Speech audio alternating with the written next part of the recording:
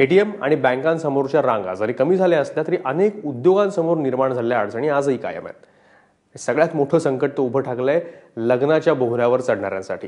कारण केंद्रानं लग्न घरातल्या सदस्यांना 2.5 लाखाची ते पैसे काढण्याची मुभा दिली खरी, पण ती केवळ घोषणेपुरतीच मर्यादित आहे असं चित्र प्रत्यक्षात तरी दिसतंय। ठाण्यात राहणारे दीपक शिंदे उद्या बोहल्यावर चढणार आहेत। मात्र लग्नाची तयारी सोडून ते सकाळपासून बँक ऑफ महाराष्ट्राच्या शाखेसमोर रांगेत उभे आहेत। नोटबंदीनंतर लग्न घरातील कुटुंबियांना 2.5 लाख काढण्याची मुभा केंद्र सरकारने दिली आहे। मात्र केंद्राच्या या निर्णयाला अनेक बँका हरताळ फासताना दिसतात।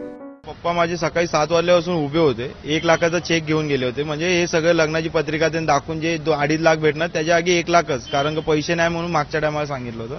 आता 1 लाख रुपये घेऊन 1 लाख रुपये भेटतील या हिशोबाने गेले होते। आता पप्पांच्या हातात फक्त 14,000 रुपये टेकवले।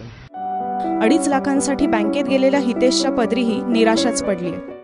रोज हेच चाललंय की मी जातो, लाईन मध्ये उभा राहतोय, नेक्स्ट मंथ लग्न आहे पण अजून माझी तयारी काहीच नाही झालंय बिकॉज ऑफ कॅश नाहीये माझ्याकडे।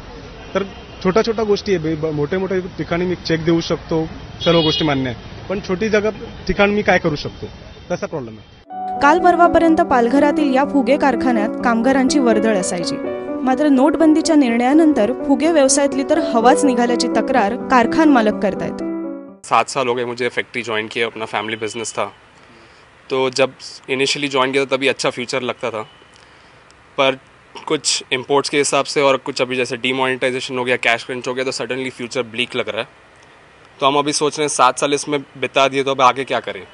करेंसी से अभी कितना उसका फ़र्क पड़ेगा वो तो आगे टाइम बताएगा, लेकिन फ़िलहाल तो बहुत ज़्यादा फ़र्क पड़ा है। ऑलमोस्ट जो है काम ठप पड़ गया एकदम से।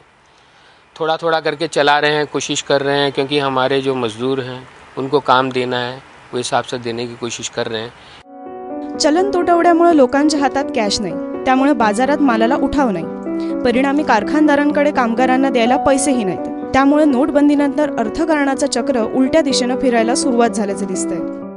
नोटा 500-1000च्या बंद झाल्यामुळे फॅक्टरी बंद पडली फुग्याची, पण काम करणाऱ्यांना पगार भेटत नाही, त्याच्यामुळे सुट्टे भेटत नाही। नोटा बंद झाल्यामुळे म्हणजे जेवणाची अडचण आहेत, परत घरी भाजीपाला किंवा काय तांदूळ लागतील, वेळेवर ते पैसे भेटत नाही। नोटबंदीची घोषणा होऊन 13 दिवस उलटलेत। बँका आणि एटीएम समोरच्या रांगा हळूहळू कमी होताना दिसतात। त्या रांगांप्रमाणेच छोट्या मोठ्या उद्योगांसमोर उभी ठाकलेली संकट देखील कमी होणं गरजेचं आहे। त्यासाठी ग्राउंड लेवलवर प्रयत्न होणं देखील तितकंच गरजेचं आहे। गणेश ठाकूरसह प्रभाकर कुडाळकर, एबीपी माझा, पालघर।